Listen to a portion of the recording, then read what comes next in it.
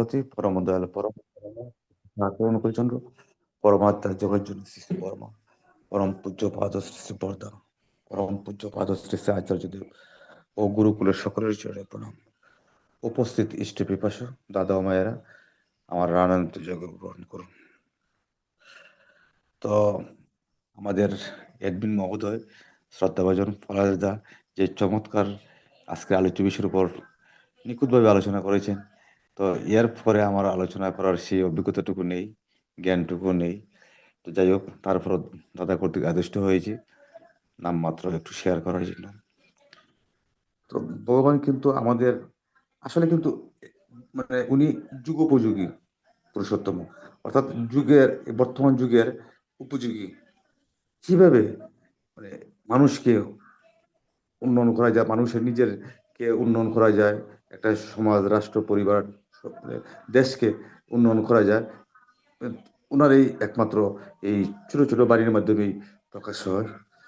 তো আমরা যদি এই বাণীগুলো ধরে রাখতে পারি তখনই সার্থক, নতুবা সম্ভব না। আমরা শুধু মুখে বললাম, কাজে করলাম না, তা সম্ভব না। আর ঠাকুর সেটাই বলছেন যে যেন আমাদের আচরণেই যেন ফুটে ওঠে এবং আমাদেরকে দেখেই যেন মনে হয় যে ওই একজন সৎসঙ্গী যায় বা সৎসঙ্গী পরিবার। তো আজকে যে আলোচ্য বিষয় স্পষ্টবাদী হোক কিন্তু মিষ্টভাষী হোক, অর্থাৎ স্পষ্টবাদী, যা কিছু আমরা বলবো পরিষ্কার সরাসরি বলবো, যেন একজন একটা খারাপ কাজ করুক আর ভালো কাজই করুক, যেন এই কারো অন্যের কাছে যেন আমরা সমালোচনা না করি ওই বিষয়টা নিয়ে। যেন তার একজন ত্রুটি হয়েছে, সরাসরি আমরা বলবো যে দাদা আপনার এই জিনিসটা হচ্ছে এইভাবে করলে না করার সেইভাবে করলে আর একটু ভালো হতো, মানে এমনভাবেই বলতে হবে কি যাতে তার মনে আঘাত না দেয়া, এবং অর্থাৎ মিষ্ট ভাষায়। তা আমি সরাসরি বলে ফেলি যে দাদা আজকে আপনার এই কাজটা ঠিক হয়েছে না, এই হয়তো একটু মনে মনে একটু রাগ বা একটু মাইন্ড করতে পারে, স্বাভাবিক। আর তাকে যদি বলি দাদা আপনার যে কাজটা করছেন সুন্দর হয়েছে, তবে যদি আর একটু এভাবে করতেন আর একটু ভালো হতো। তো সবসময় আমরা পজিটিভ মাইন্ডে, নেগেটিভ না করি, তাহলে কিন্তু উনিও একটু খুশি থাকে এবং উনার যে যে ত্রুটিটা এটাও চেঞ্জ হয় সহজে। আর আমরা কিন্তু বর্তমানে এই অনেকেই যেমন নিজত্ব জাহির করার জন্য যে অমুকের কাজটা এইভাবে হয়েছে না, আমার কাজটা এইভাবে করছে, খুব সুন্দর হয়েছে, অর্থাৎ আমিত্ব ভাবটা জাহির করার জন্য। তো ঠাকুর বারবার বলছেন নিজত্ব জাহির করার জন্য কিছু করতে যেও না।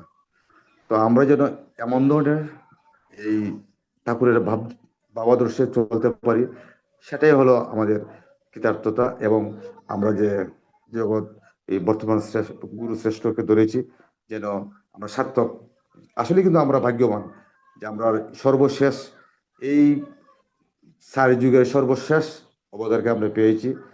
উম, আর আমরা বর্তমানে যারা আছি, আমরা বিগত এই যুগের অবতারদের বর্ণনা, জীবনী, আহ, বা সবকিছু মিলিয়ে আমরা বর্তমান পর্যন্ত জানতে পেরেছি।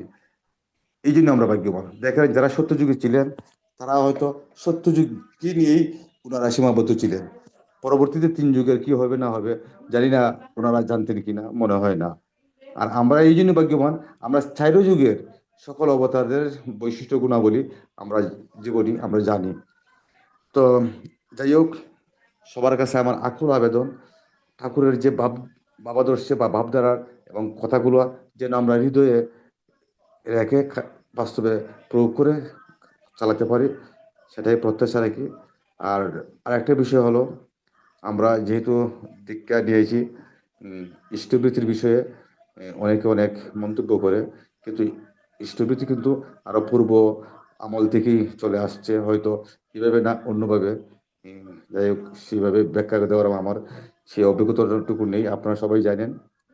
কারণ ভগবান শ্রীকৃষ্ণ বলছেন যে আমাকে না দিয়ে যে জলপান করেন, তো আসলে কিন্তু সে চোর।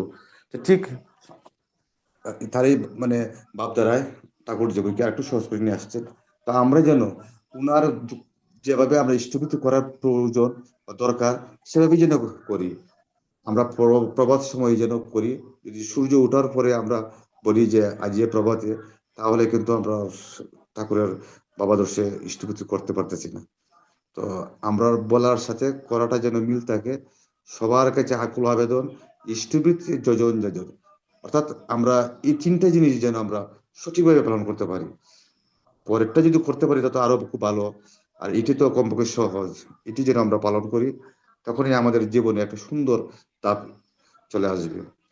আর আসলে কিন্তু বাস্তব, যারা মানে ইষ্টবৃত্তি এবং সকাল সন্ধ্যা প্রার্থনা, এই তিনটা কাজ করতে পারে, ইষ্টবৃত্তি সকাল সন্ধ্যা প্রার্থনা সঠিক সময় করতে পারে, তাদের অনেক অনেক চেতনা শক্তি, আধ্যাত্মিকতা সবকিছু মিলিয়ে অনেক অনেক তারা এগিয়ে যাচ্ছে। তো চলুন আমরা যেন শুধু মুখে না বলে কাজ করার চেষ্টা করি।